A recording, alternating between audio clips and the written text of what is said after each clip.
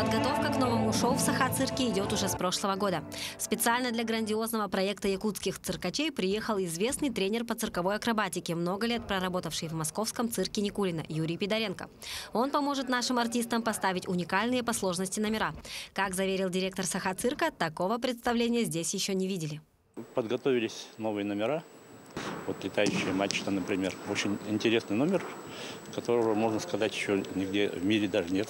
И 15 апреля мы хотим уже выйти, рискнуть, можно сказать. Может быть, немножко рано, но мы хотим показать и выйти с премьерой этого нашего нового этно-шоу, пока мы называем его «Земля мамонта». Думаю, для нашего якутского зрителя будет на что посмотреть. Это не совсем цирковой спектакль, не шоу, но совсем другой формат. И я думаю, будет очень интересно.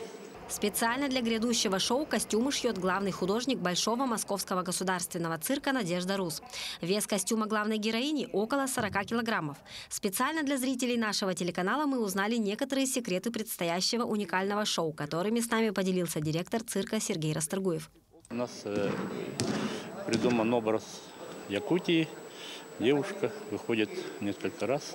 Ну и, конечно, самое интересное тоже то, что нигде, ни в каком цирке еще не показывали.